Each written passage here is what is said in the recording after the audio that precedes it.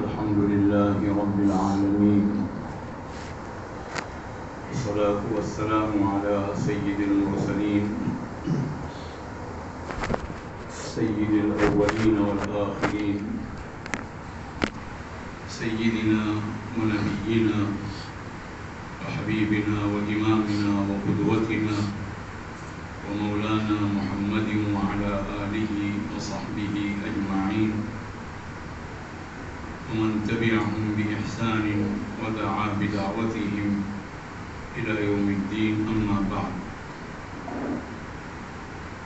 أعوذ بالله من الشيطان الرجيم. بسم الله الرحمن الرحيم. الله نور السماوات والأرض، مثل نوره كمشكاة فيها مصباح، المصباح في زجاجة، الزجاجة كأنها كوكب دري يوقد من شجرة مباركة زيتونة لا شرقية ولا غربية يكاد زيتها يضيء ولو لم تمسسه نار، نور على نور، يهدي الله لنوره من يشاء ويضرب الله الأمثال للناس، اللہ بكل شيء علیم. محترم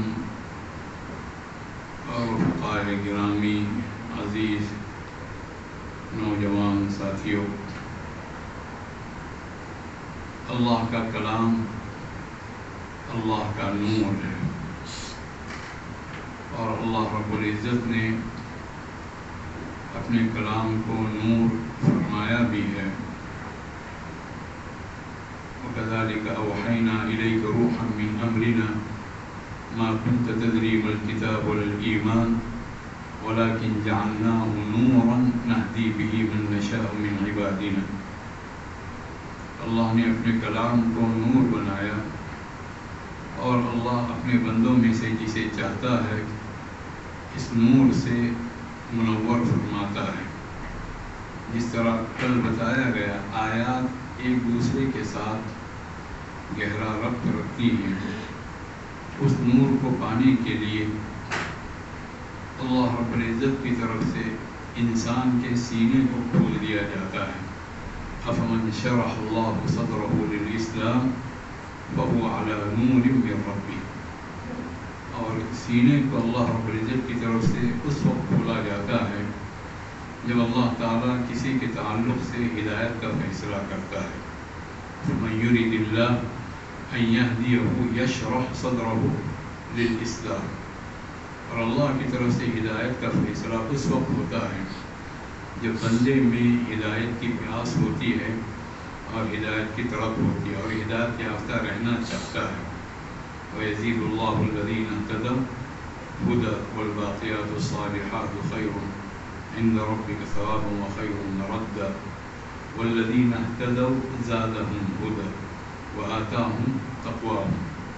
تو پورا معاملہ گھوم پھر کر انسان کی اپنی نیت کی طرف آتا ہے، انسان کے اپنے حوصلے اور عزائم کی طرف آتا ہے، اور انسان کی اپنی سچائی کی طرف گھوم پھر کر آتا ہے. اللہ نے یہ بات ارشاد فرمائی ہے، فَلَوْ صَدَقُوا اللَّهَ لَكَانَ خَيْرًا لَهُمْ. لوگ اگر اللہ سے سچے رہیں گے تو یہ چیز ان کے حق میں سب سے بہتر رہے گی. قرآن کریم سے استفادہ، اس کی جو بنیادیں ہیں اور اس کے جو مناہج ہیں وہ ایک دو نہیں ہیں، بے شمار ہیں. جس طرح قرآن کریم کے عجائب کبھی ختم نہیں ہوں گے، لا تنقضی عجائبہ کہا گیا ہے، تو اس کے استفادے کے طریقے بھی کبھی کسی حد بندی میں نہیں آ سکتے. جو بھی اللہ کا بندہ سچے جذبے کے ساتھ اللہ کی کتاب سے وابستہ ہونا چاہے گا، اس کے لیے اللہ کی کتاب کھول دی جاتی ہے، اور اس کے لیے اللہ کی کتاب کا ورق بالکل کھل جاتا ہے، اس لیے کہ اس کے اندر وہ خاص قسم کی سچائی، ہدایت کی وہ تڑپ اور سینے کو کھولنے کے لیے ایک دعائیہ کیفیات اور اللہ کے نور کو پانے کی ایک جستجو رہتی ہے. تو جو بھی انسان سچے جذبے کے ساتھ اللہ کی کتاب سے وابستہ ہونا چاہتا ہے تو اللہ رب العزت کی طرف سے اس کے لیے ہدایت کے دروازے کھول دیے جاتے ہیں. من یعتصم باللہ، اور اعتصام باللہ کی سب سے بڑی بنیاد اعتصام بکتاب اللہ ہے. فقد ہدی الی صراط مستقیم، وہ صراط مستقیم پر گامزن کر دیا جاتا ہے. تو قرآن کریم کے ساتھ ہمارا معاملہ انتہا درجے دیانتداری کا ہو، سچائی کا ہو، صدق کا ہو، امانت داری کا ہو اور سچے جذبات کا ہو، اسی کے لحاظ سے اللہ کا کلام کھلتا چلا جاتا ہے. اللہ کا کلام جن لوگوں پر کھلتا ہے اس سے پہلے ہم لوگوں کو یہ بھی جاننا ضروری ہے کہ اللہ کا کلام کن لوگوں پر بند ہوتا ہے. ہمیشہ ہر چیز کے جو مثبت پہلو ہیں ان مثبت پہلوؤں کے ساتھ ساتھ منفی پہلوؤں پر بھی توجہ رکھنا لازم ہے. اس لیے لازم ہے تاکہ ان سے بچا جا سکے اور اپنی ذات کو ان پہلوؤں سے محفوظ رکھا جا سکے. اور قرآن کریم ایک تو کوئی شخص فسق و فجور میں ملوث ہے اس کے لیے عام طور سے اللہ کا کلام کھلتا نہیں ہے، لیکن خود اللہ کے کلام نے کچھ صفات بیان کی ہیں بہت ہی خطرناک قسم کی، ان سے دوری اور ان سے علیحدگی لازم ہے. ایک صفت جو ہے اس میں تکبر کی ہے. اللہ نے یہ بات ارشاد فرمائی ہے سأصرف عن آیاتی الذین یتکبرون فی الارض بغیر الحق، میں اپنی آیتوں سے ان لوگوں کو پھیر دوں گا، میں پھیر دوں گا، کوئی اور نہیں. یعنی اللہ تعالیٰ بالقصد ان لوگوں کو پھینک دیتا ہے جو زمین میں ناحق تکبر کرتے ہیں. وَإِن يَرَوْا كُلَّ آیَةٍ لَا يُؤْمِنُوا بِهَا، یہ لوگ جو بھی نشانی دیکھ لیں اس پر ایمان نہیں لائیں گے. اور یہی معاملہ جہاں آیات کونیہ کا ہے وہی معاملہ آیات کتابیہ کا بھی ہے کہ وہ اسے دیکھیں گے لیکن ان کے دلوں کے اندر کسی قسم کی ہلچل برپا نہیں ہوگی. وَإِن يَرَوْا سَبِيلَ الرُّشْدِ لَا يَتَّخِذُوهُ سَبِيلًا، اور ہدایت کا کوئی راستہ دیکھیں گے کبھی اس کو اپنے لیے رہنما راستے کے طور پر اختیار نہیں کریں گے. وَإِن يَرَوْا سَبِيلَ الْغَيِّ يَتَّخِذُوهُ سَبِيلًا، اور اگر وہ گمراہی کا کوئی راستہ دیکھیں گے لپک پڑیں گے اور اس کے بعد کہ اسے سر آنکھوں پر رکھیں گے. ذَلِكَ بِأَنَّهُمْ كَذَّبُوا بِآيَاتِنَا، اس لیے انہوں نے ہماری آیتوں کو جھٹلایا، اور جو بھی متکبرین تھے وہ مکذبین تھے. لیکن اللہ نے جو اصل صفت بیان کی وہ استکبار کی ہے. آدمی کے اندر اگر اپنی بڑائی کا احساس ہوگا تو پھر اللہ کی کتاب اس پر نہیں پڑے گی. اسی طرح آدمی پر اگر اپنے علم کا ناز ہوگا تب بھی اللہ رب العزت کی طرف سے جو عطا کا ایک تسلسل ہے وہ تسلسل بند ہو جائے گا. علم الانسان ما لم یعلم، اللہ نے فرمایا انسان کو اللہ نے وہ سکھایا جو نہیں جانتا تھا. اس میں پیغام ہے لا علمی کے اعتراف پر علم ملتا ہے. علم پر ناز کی صورت میں پھر علم کا دروازہ بند ہو جاتا ہے. تو ایک چیز تکبر ہے، دوسری چیز اعراض ہے. اعراض کا مطلب یہ کہ کسی چیز کو ایک ثانوی درجہ دینا، ثالثی درجہ دینا. اصل تو زندگی ہماری اپنی خواہشات ہیں، اصل زندگی ہماری راحت ہے، ہمارا آرام ہے. قرآن کریم کی ہدایات دیکھتے ہیں، موقع ملے تو ان کو نافذ کریں گے، ورنہ باتیں تو ہوتی رہتی ہیں. اگر یہ کیفیت پیدا ہو گئی تو پھر اللہ تعالیٰ اپنی کتاب بند کر دیتا ہے. صاف صاف اللہ نے بات ارشاد فرمائی ہے. اور کل وہ بات کسی ضمن میں آئی تھی کہ من اظلم ممن ذکر بآیات ربہ فأعرض عنها ونسی ما قدم به، اس سے بڑا کوئی ظالم نہیں جسے اپنے رب کی آیتیں یاد دلائی جائیں تو وہ اس سے اعراض کرتا ہے اور اپنے کرتوتوں کو فراموش کر دیتا ہے. انا جعلنا علی قلوبہم، یہاں غور کرنے کی بات یہ ہے کہ اللہ نے اپنی طرف نسبت کر کے بات ارشاد فرمائی. یہ نہیں کہ ایسا پر پردے ڈال دیتے ہیں، ہم پردے ڈال دیں گے ان کے دلوں پر اور ان کی کانوں میں ہم بوجھ ڈال دیں گے اور وہ نہ سن پائیں گے نہ سمجھ پائیں گے. ان یفقہوا، کہ اللہ کی کتاب کو نہ سمجھیں. وَإِن تَدْعُوهُمْ إِلَى الْهُدَىٰ، فَلَن يَهْتَدُوا إِذًا أَبَدًا، آپ بھی ان کو ہدایت کی طرف بنائیں تو ہدایت یافتہ نہیں ہوں گے۔ تو دوسری چیز وہ ہے۔ تیسری چیز یہ کہ آدمی ظلم سے بچے، ہر طرح کے ظلم سے بچے، کسی پر جسمانی طور پر ظلم کرنا، مالی طور پر ظلم کرنا، فکری طور پر ظلم کرنا، کسی کا استحصال کرنا، ذہنی استحصال کرنا، جذباتی استحصال کرنا، اخلاقی استحصال کرنا، بہت سارے اس کے قسمیں ہیں۔ بندگان خدا کے لیے انسان رحمت بنے، کبھی اللہ کے بندوں کے لیے ظلم نہ بنے یا اس کے لیے رکاوٹیں کھڑی کرنے والا نہ بنے۔ اللہ نے قرآن کریم کے تعلق سے یہ بات ارشاد فرمائی ہے کہ قرآن کریم لا تعلق نہیں رہے گا، کبھی بھی نہیں۔ اس چیز کو آدمی بھول جائے کہ اللہ کا کلام نہ اس پر مثبت اثر ڈال رہا ہے نہ منفی اثر ڈال رہا ہے، بس لا تعلق یہ نہیں۔ یا تو اس کے اثرات اچھے پڑیں گے لازماً، یا پھر اللہ کے کلام سے اعراض کی بنیاد پر اللہ کا کلام اس کے لیے کیا بن جائے گا؟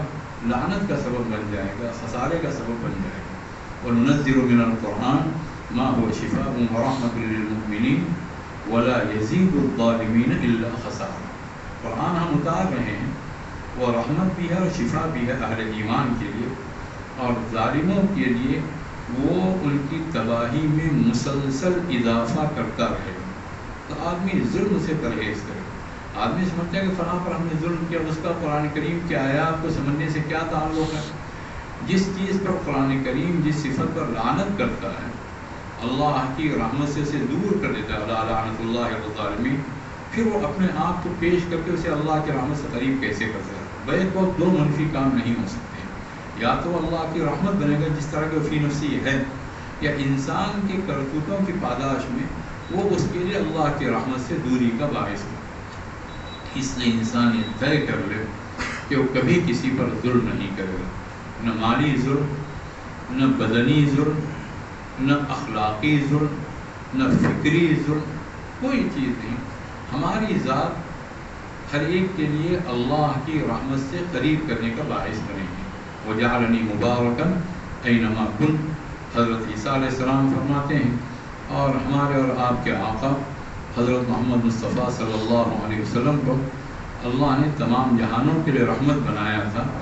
تو ہمارا ایک ہم سے تقاضا ہے اس آیت کا کہ ہم رحمت للعالمین کی امت ہیں، کہ آدمی کم سے کم پوری دنیا کے لیے نہیں، اپنی ذات کے لیے، اپنے پڑوس کے لیے، اپنے متعلقین کے لیے وہ رحمت بنے، اور قرآن کریم رحمت ہے اور شفا بھی ہے۔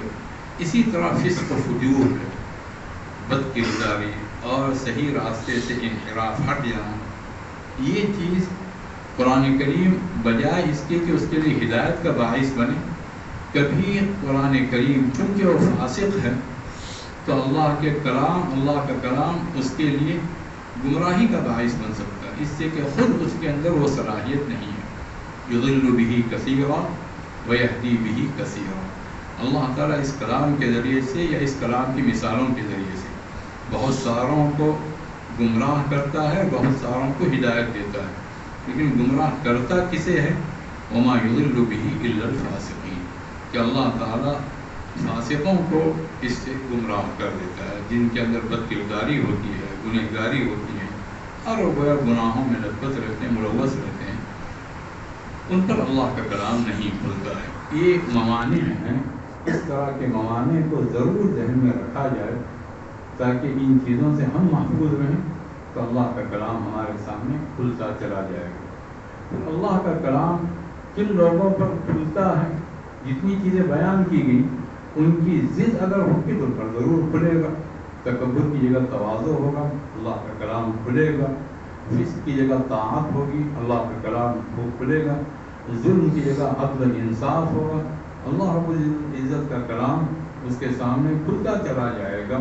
اعراض کے بجائے اقبال، ایک توجہ اس کی طرف رہے گی، اللہ کے کلام کی طرف توجہ رہے گی، تو اللہ کا کلام اس پر کھلے گا اور اس کے لیے طاقت اور قوت کا ذریعہ بنے گا۔ قُلْ نَزَّلَهُ روح القدس من ربک لیثبت الذین آمنوا وہدی وبشریٰ للمؤمنین۔ مزید اللہ تعالیٰ نے خاص ایک صفت کا تذکرہ فرمایا ہے، وہ صفت اگر رہے گی تو اللہ کی آیتیں ایک ایک کر کے کھلتی چلی جائیں گی۔ وَهَذَا صِرَاطُ رَبِّكَ مُسْتَقِيمًا قَدْ فَصَّلْنَا الْآيَاتِ لِقَوْمٍ يَذَّكَّرُونَ۔ یہ آپ کے رب کا راستہ ہے، بالکل سیدھا راستہ، ہم نے اپنی آیات کھول دی ہیں۔ مطلب یہ کہ اللہ کی آیتیں کھلیں گی اس پر ان لوگوں کے لیے جن کے اندر صفت تذکر ہوتی ہے۔ صفت تذکر عجیب و غریب صفت ہے جو بیک وقت جذبات کو بھی اپیل کرتی ہے اور عقل کو بھی اپیل کرتی ہے۔ آدمی سوچتا ہے اور کرتا ہے، نصیحت حاصل کرتا ہے، دل کے دروازے بھی کھل جاتے ہیں اور دماغ کی کھڑکیاں بھی اس کے لیے کیا ہو جاتی ہیں، واہ ہو جاتی ہیں، کھل جاتی ہیں۔ تو اللہ نے یہ بات ارشاد فرمائی کہ ہم نے اپنی آیتیں ان لوگوں کے لیے کھولی ہیں جو غور و فکر کرتے ہیں۔ کون غور و فکر کرتا ہے؟ سیذکر من یخشی، جس کے دل میں اللہ کا خوف ہوگا وہ ضرور سین کس کے لیے آتی ہے؟ تقریب کے لیے آتی ہے۔ جو چیز قریبی ہوتی ہے وہ چیز یقینی ہوتی ہے۔ تو سین کا ترجمہ عن قریب کے ساتھ ساتھ ضرور سے بھی کیا جا سکتا ہے۔ ضرور وہ شخص نصیحت حاصل کرے گا جس کے دل کے اندر خوف ہے۔ فذکر بالقرآن من یخاف وعید، آپ قرآن سے اسے نصیحت کریں جو میری وعید سے ڈرتا ہے۔ انما تنذر الذین یخشون ربهم بالغیب واقاموا الصلاۃ، آپ ان کو ڈرا سکتے ہیں جو بن دیکھے غائبانہ طور پر اپنے رب سے ڈرتے ہیں، نمازوں کو قائم کرتے ہیں۔ طٰہٰ ما انزلنا علیک القرآن لتشقى الا تذکرۃ لمن یخشی۔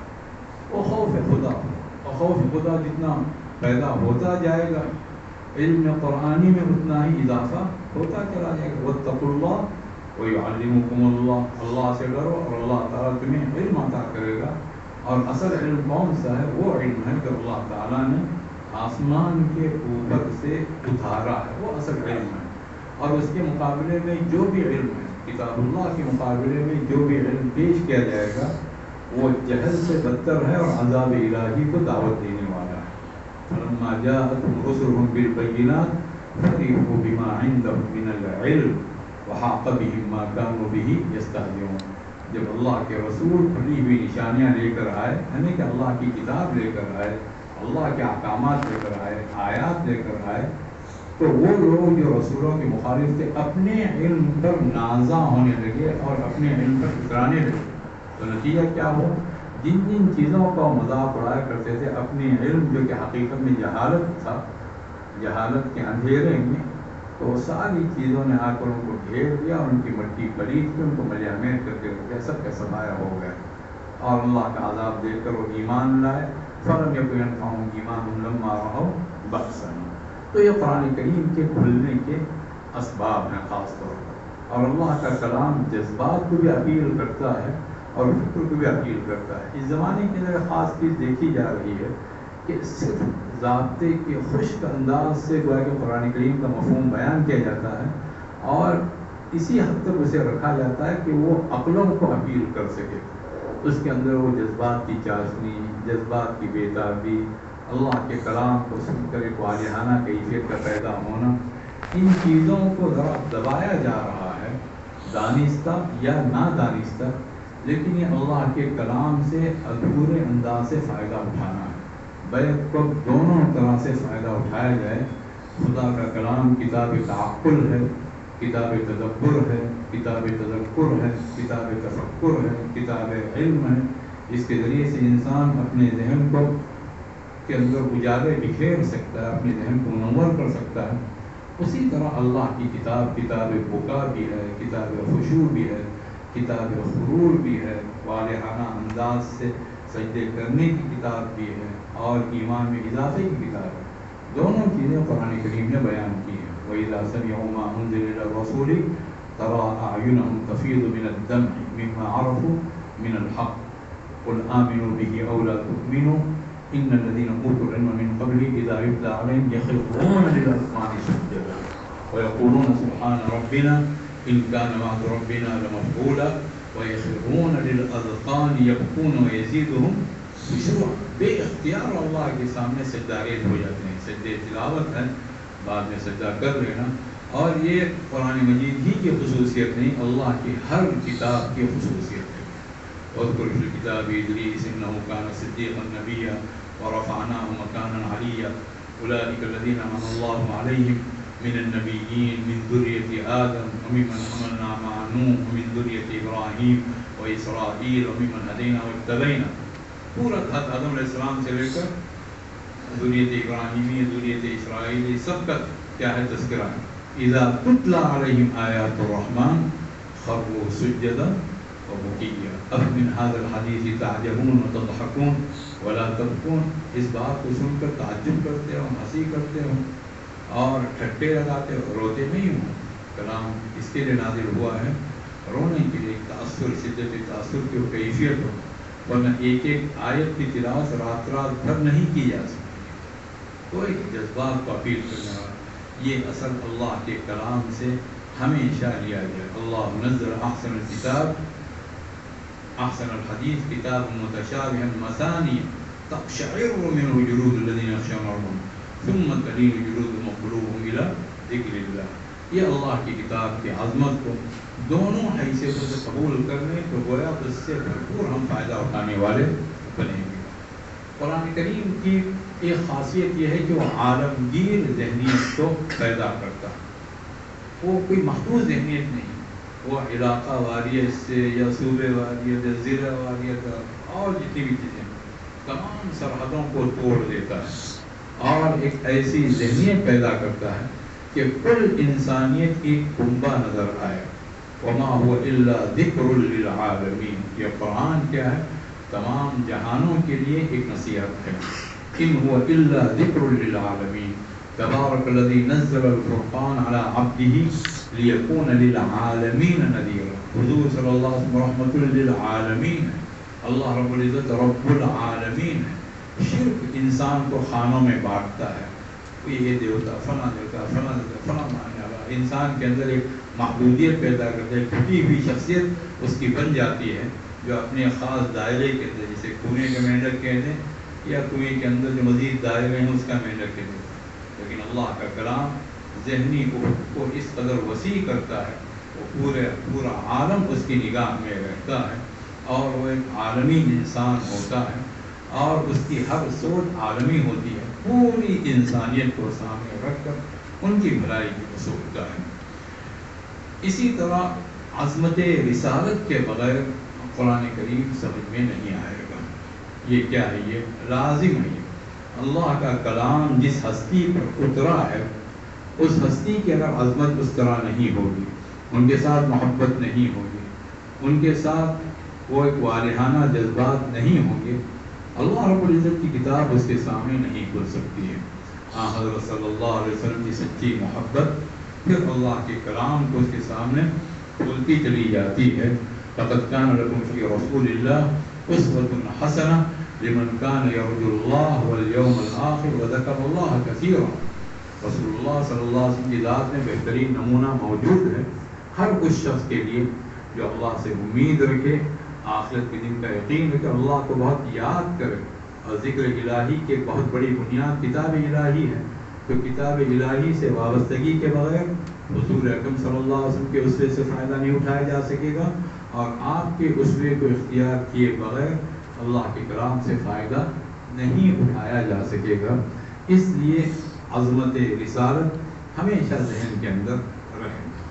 اسی طرح قرآن کریم کا ایک عجیب و غریب معاملہ یہ ہے کہ وہ مادیت سے روحانیت کا سفر طے کرواتا ہے.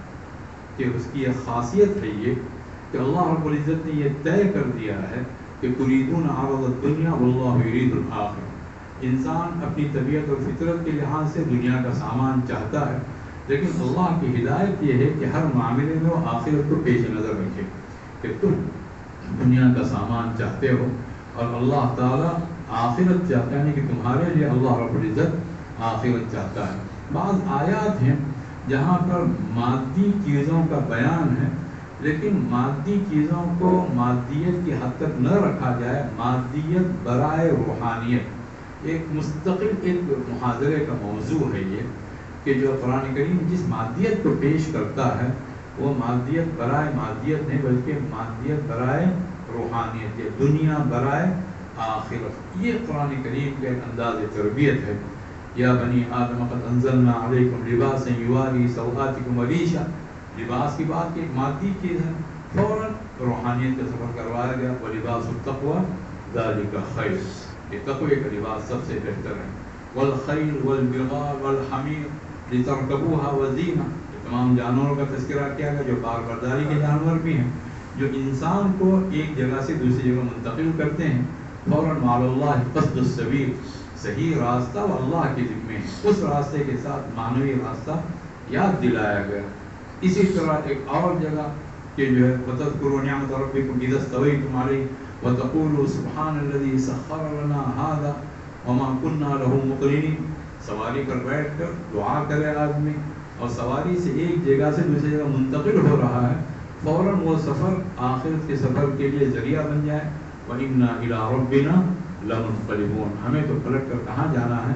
اپنے رب کے پاس جانا ہے. کہ مستقل ایک موضوع ہے یہ قرآن کریم کا، اور اس کی بنیاد وہی آیت ہے تُرِيدُونَ عَرَضَ الدُّنْيَا وَاللَّهُ يُرِيدُ الْآخِرَةَ. مادیت برائے روحانیت، یعنی کہ 25 بلکہ ہم کہہ سکتے ہیں کہ جو ہیں 50 آیات یا سینکڑوں آیات ہو سکتی ہیں. اِنَّا جَعَلْنَا مَعَ الْأَرْضِ زِينَةً لَهَا، مادیت ہے. لِنَبْلُوَهُمْ أَيُّهُمْ أَحْسَنُ عَمَلًا، روحانیت ہے. الْمَالُ وَالْبَنُونَ زِينَةُ الْحَيَاةِ الدُّنْيَا، مادیت ہے. والباقیات الصالحات خیر، مال کو بھی باقیات صالحات بنائے، اولاد کو بھی باقیات صالحات بنائے، یہ کیا ہے؟ روحانیت ہے. وَعَلَّمْنَاهُ صَنْعَةَ لَبُوسٍ لَكُمْ لِتُحْصِنَكُم مِّن بَأْسِكُمْ، مادیت ہے. فَهَلْ أَنْتُمْ شَاكِرُونَ، روحانیت ہے.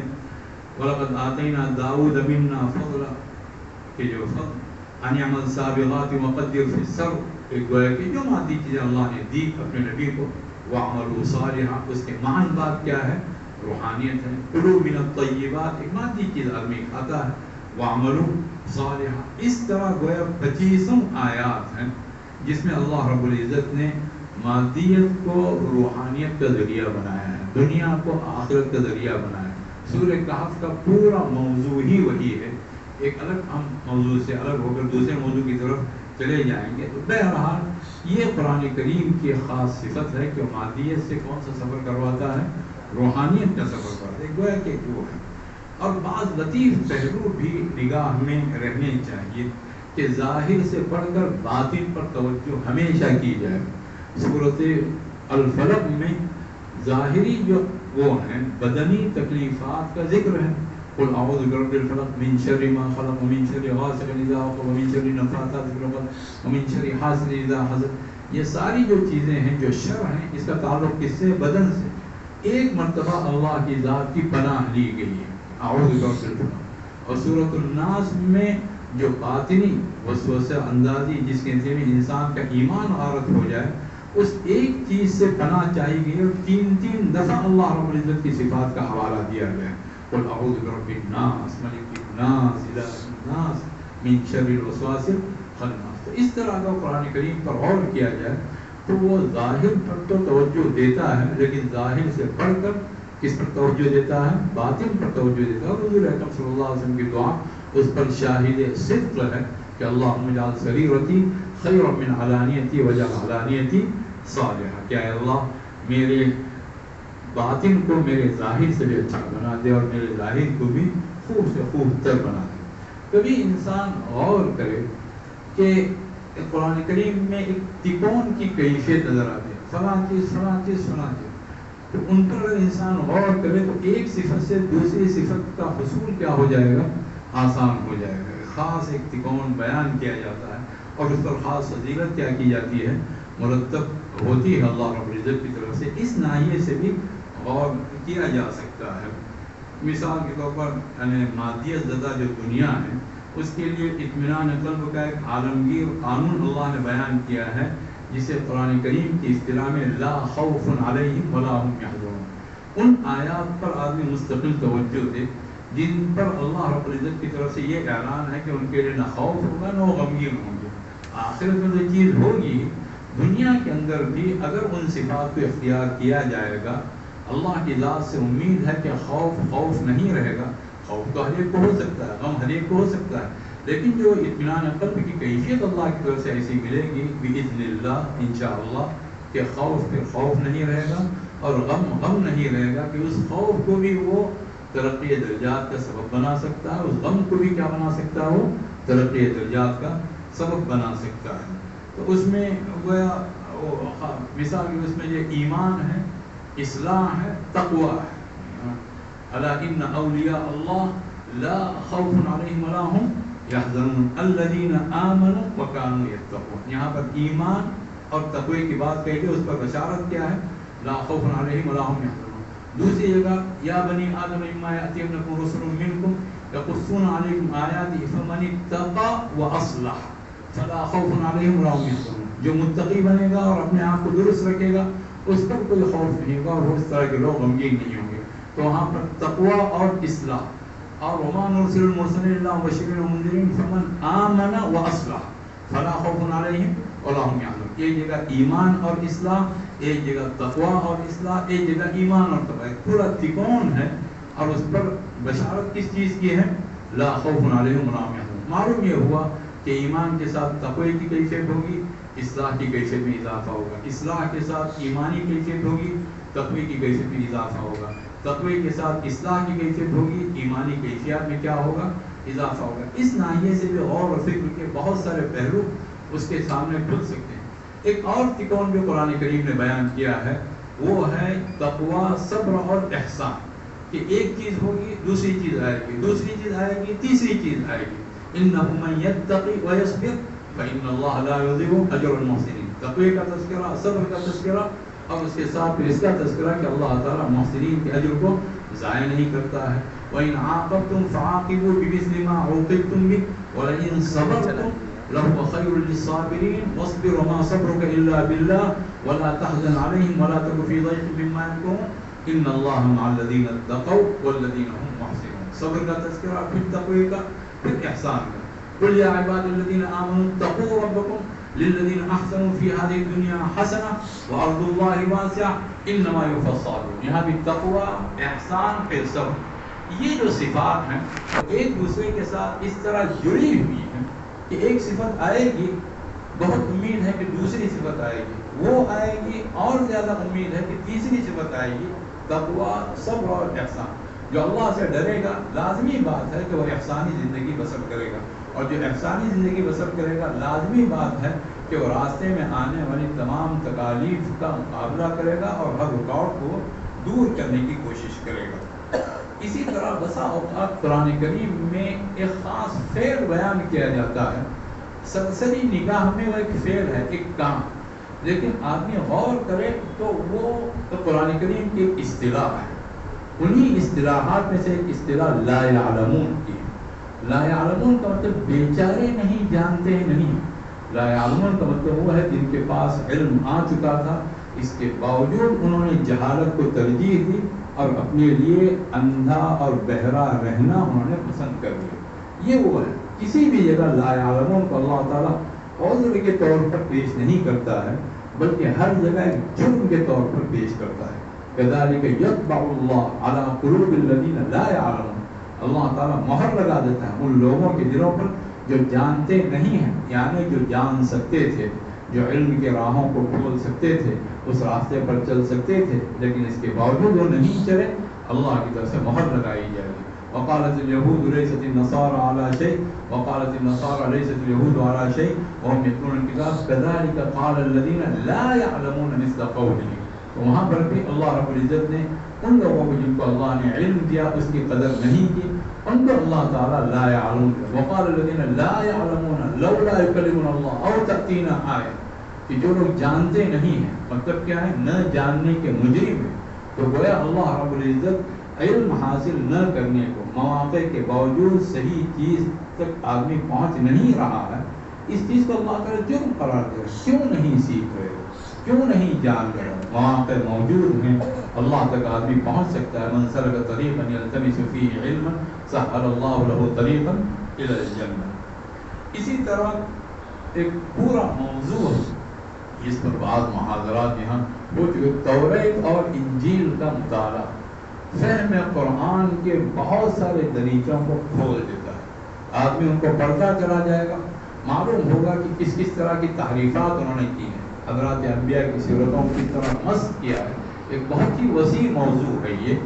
تو اس کا مطالعہ اگر اللہ توفیق دے، علمی پختگی پوری پیدا کی جائے، پھر اس کا مطالعہ کیا جائے موجودہ توریت، محرف توریت، موجودہ محرف انجیل، تو پھر اس میں وہ بات معلوم ہوگی کہ اللہ رب العزت نے کس طرح جملوں میں، فعل فاعل اور مفعول میں، مبتدا اور خبر میں اللہ رب العزت نے ان کے سارے افسانوں کے تارکوت بکھیر دیے ہیں، اور انہوں نے جس طرح کے افسانے گڑھے ہیں۔ حضرت یوسف علیہ السلام کے بارے میں یہ کہ وہ بہت دنوں سے انتظار کر رہے تھے کہ باہی جب آئیں گے تو ان کو ہم سبق سکھائیں گے، گویا کہ ایک انتقام کا پیاسا شخص دکھایا گیا ہے۔ کچھ ان کی طرف سے اچھائیاں بھی توریت میں موجود ہیں، لیکن یہ بھی کہ وہ انتظار کر رہے تھے کہ ان کو ہم سبق سکھائیں گے۔ لیکن قرآن کریم کیا کہتا ہے؟ الا ترون انی اوفی الکیل وانا خیر المنزلین، انا، تم دیکھ نہیں رہے ہو کتنا بھر بھر کر میں دیتا ہوں اور میں بہترین مہمان نواز ہوں۔ انا مبتدا، خیر المنزلین مضاف من کر خبر، مبتدا اور خبر، صرف اتنی بات قرآن کریم نے بیان کی اور توریت کے لمبے چوڑے افسانے جو سے اڑا دیے گئے، ختم کر دیے گئے ہیں، جس میں یوسف علیہ السلام کو کیا دکھایا گیا تھا؟ انتقام کا پیاسا۔ انہوں نے اپنے بھائی کو بندوا دیا، دھمکیاں دی، اپنے بھائی کو لے آؤ، خاص انداز سے جو ان کا تذکرہ کیا گیا۔ حضرت داؤد، حضرت سلیمان علیہ السلام، حضرت سلیمان علیہ السلام کی شخصیت کو مسخ کیا گیا۔ داؤد بہت نیک بندہ تھا، لیکن سلیمان اپنے باپ کے نقش قدم پر نہیں رہ سکا۔ وہ اپنی کافر اور مشرک بیویوں کی محبت میں پڑھ کر خود بھی کفر و شرک میں مبتلا ہو گیا، پتہ نہیں کیا کچھ۔ اب قرآن کریم وَوَرِثَ سلیمان داؤد، فعل فاعل اور مفعول، سلیمان داؤد کا وارث بنا، یعنی نبوت میں، اچھائیوں میں، اخلاق میں، کردار میں، صلاح میں، تقوی میں، قرب خداوندی میں، باپ اور بیٹے میں ادنا فرق نہیں ہے، صرف فعل فاعل اور مفعول۔ جب توریت کے اس حصے کا مطالعہ کیا جائے گا جو افسانے گڑھے گئے ہیں، تب پھر وہ وارث سلیمان و داؤد کی پوری قدر و قیمت ہمارے سامنے کیا ہو جائے گی؟ واضح ہو جائے کہ باپ بیٹا دونوں ایک سکے کے دو رخ ہیں، کسی کو کسی سے الگ کر کے دیکھا نہیں جا سکتا۔ عجیب و غریب بات ہے، موضوع طویل ہو جائے گا۔ اللہ تعالیٰ نے الفاظ تک ایک ارشاد فرمایا حضرت داؤد علیہ السلام کے لیے، وَاذْكُرْ عَبْدَنَا دَاؤُدَ ذَا الْأَيْدِ إِنَّهُ أَوَّابٌ، حضرت سلیمان علیہ السلام کے لیے وَوَهَبْنَا لِدَاؤُدَ سُلَيْمَانَ نِعْمَ الْعَبْدُ إِنَّهُ أَوَّابٌ، حضرت داؤد علیہ السلام کے لیے فَخَرَّ رَاكِعًا وَأَنَابَ، حضرت سلیمان علیہ السلام کے لیے وَلَقَدْ فَتَنَّا سُلَيْمَانَ وَأَلْقَيْنَا عَلَى كُرْسِيِّهِ جَسَدًا ثُمَّ أَنَابَ، حضرت داؤد علیہ السلام کے لیے یہاں تک کہ آیت میں ایک حرف کا بھی فرق نہیں، وَإِنَّ لَهُ عِندَنَا لَزُلْفَىٰ وَحُسْنَ مَآبٍ، بالکل بغیر کسی فرق کے ساتھ حضرت سلیمان علیہ السلام کے لیے وَإِنَّ لَهُ عِندَنَا لَزُلْفَىٰ وَحُسْنَ مَآبٍ۔ یہ جو پوری یکسانیت ہے، ایک تو قرآن کریم وہ بتانا چاہتا ہے، اس کے ساتھ ساتھ جو افسانے گڑھے گئے ہیں، دونوں شخصیات کو ایک دوسرے سے جدا کر کے دکھانے کی جو کوشش کی گئی ہے، اس کو کیا کر دیا گیا؟ اس کو پوری طرح ملیامین کر دیا گیا ہے، ان تمام افسانوں کو سے اڑا دیا گیا ہے اور ان کی شخصیات کو پورے طریقے سے اسی طرح سے پیش کیا گیا ہے جس طرح ان کی شخصیات تھی۔ ایک مستقل موضوع ہے یہ، اس پر اگر کبھی موقع ملے گا تو انشاءاللہ اس کو بیان کریں گے۔ تو اسی طرح کبھی یہ بھی کریں کہ مشہورات پر، یعنی کہ ایک تو وہ چیزیں ہیں جو اجماعیات ہیں، جس پر اجماع ہے، ایک وہ چیزیں جو صرف مشہورات ہیں، مشہورات پر آنکھ بند کر کے یقین نہ کریں۔ جو چیزیں صرف مشہور ہوئی ہیں، مشہور ہونا کسی چیز کے مستند ہونے کی دلیل نہیں ہے۔ کبھی یہ کہا جاتا ہے کہ پرانے زمانے میں لوگوں میں کیا نہیں تھا، رکوع نہیں تھا، رکوع اس امت کی خصوصی آدمی پڑھتا ہے تو بہت متاثر ہوتا ہے، اس امت کی فضیلت بیان کی گئی، لیکن وخر راکعا واناب کا کیا کیا جائے، یا مریم اقنتی لربک واسجدی وارکعی مع الراکعین کا کیا کیا جائے، والرکع السجود، ابراہیم علیہ السلام کے لیے اللہ تعالیٰ کہتا ہے وطہر البیت للطائفین والعاکفین والرکع السجود، معلوم ہے کہ رکوع اور سجدہ پہلے سے چلے آ گئے۔ تو مشہور یہ بھی بات مشہور ہے کہ قرآن کریم کلام اللہ اور کتاب اللہ ہے، اور باقی اور کتابیں کتاب اللہ میں کلام اللہ نہیں ہے۔ کوئی اگر صحیح دلیل ہو علی الرأس والعین، ایک دفعہ نہیں، 1000 دفعہ، لیکن اس طرح کی چیز نہیں ہے۔ وهم يسمعون کلام اللہ، یہودیوں کے بارے میں ثم یحرفونہ من بعد ما عقلوہ، اس کلام کو سنتے ہیں اور سمجھنے کے بعد اس میں تحریف کرتے ہیں۔ اس میں کلام اللہ سے مراد کیا ہے؟ توریت ہے۔ اللہ نے اپنی اس کتاب کو بھی کیا فرمایا ہے؟ کلام فرمایا ہے۔ اور کتابیں یکبارگی نازل ہوئی، قرآن کریم بتدریج نازل ہوا۔ تو جو حکمتیں بیان کیے تھے بتدریج نازل ہونے کی، کیا وہ حکمتوں اور ان کی ضرورتیں پہلے نہیں تھیں؟ وہ ضرورتیں پہلے بھی تھیں، اور اس کے لیے کہا جاتا ہے قرآن کریم کے لیے تنزیل کا لفظ استعمال ہوا ہے اور کتابوں کے لیے انذار کا لفظ. لیکن کل طعام کان حلا لبنی اسرائیل الا ما حرم اسرائیل من قبل ان تنزل التوراۃ. توریت کے کون سا لفظ استعمال ہو رہا ہے؟ تنزیل کا استعمال ہو رہا ہے. تو اس کا مطلب ہے کہ وہ بھی کیا ہے؟ مرحلے وار اس انداز سے نازل ہوا ہوگا. بہرحال مشہورات پر بہت زیادہ کیا نہ کیا جائے، آدمی اس پر آنکھ بند کر کے یقین نہ کر لے. مشہورات کا مطلب اجماعیات نہیں ہے. جن چیزوں پر اجماع ہو چکا ہے، بات طے ہو چکی ہے، اس پر تو جس پر اجماع ہوا ہے آدمی اس کے مطابق اپنی بات کہے. لیکن جو صرف شہرت کا، حضرت موسیٰ علیہ السلام مدین گئے، چونکہ مدین کا تذکرہ آ گیا، لہذا جو وہاں کی بزرگ شخصیت سے ملاقات وہ کون تھا؟ شعیب علیہ السلام. ایک چیز مشہور ہے، لیکن یہ مشہورات اس کی کوئی صریح اور کوئی اس طرح کی دلیل تو موجود نہیں ہے کہ وہاں شعیب علیہ السلام ہی ہوں. وہ مدین کی بزرگ شخصیت بھی ہو سکتی ہے، اور خود قرآن کریم کے اندر سے اس کا جواب ملتا ہے. اور وہ جواب ہماری سمجھ میں جو آ رہا ہے کہ وہاں گئے اور وہ خود وہ شخصیت حضرت موسیٰ علیہ السلام کو تسلی دے رہی ہے، لا تخف نجوت من القوم الظالمین. اگر یہ قوم پر عذاب آنے سے پہلے کا معاملہ ہو تو خود ان کے لیے اپنی زندگی گویا کہ قوم نے پریشان کر رکھی تھی. اگر تم ہماری ملت میں نہیں آؤ گے تو ہم تمہیں مار مار کر سنسار کر دیں گے، لنرجمنک.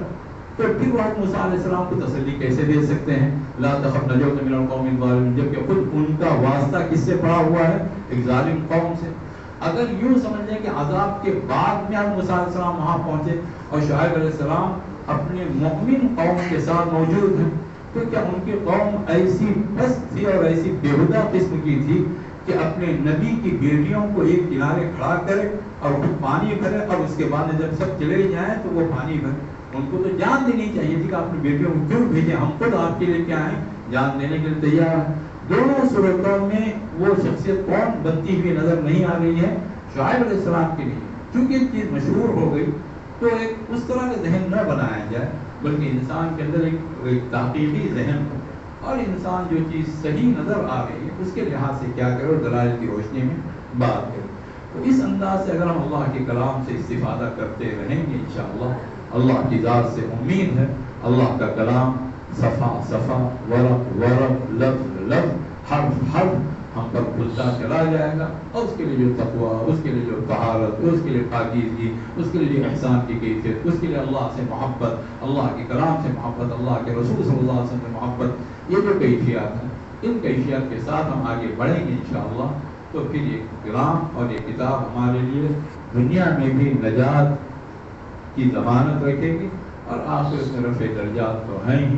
اور جو بشارت حضرت صلی اللہ علیہ وسلم نے بیان کی ہے اس بشارت کا استحقاق اللہ نے چاہا تو ہم میں بھی پیدا ہو سکتا ہے. ان للہ اہلین من الناس اہل القرآن ہم اہل اللہ وخاصتہ.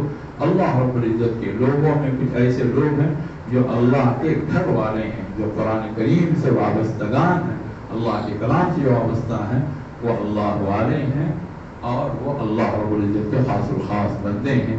اللہ تعالیٰ اپنے کلام سے، اپنے رسول سے، اور سب سے بڑھ کر اپنی ذات سے اس طرح وابستگی نصیب فرمائے کہ وہ ہمیشہ ہمیشہ کے لیے وابستگی قائم و دائم رہے، اور ہم سب اس زمرے میں شامل ہو جائیں جن کے بارے میں اللہ فرماتا ہے وَمَن يَعْتَصِم بِاللَّهِ فَقَدْ هُدِيَ إِلَىٰ صِرَاطٍ مُسْتَقِيمٍ. جس نے اللہ کا سہارا تھام لیا اور اپنے آپ کو محفوظ کر لیا، وہ صراط مستقیم پر گامزن ہو گیا.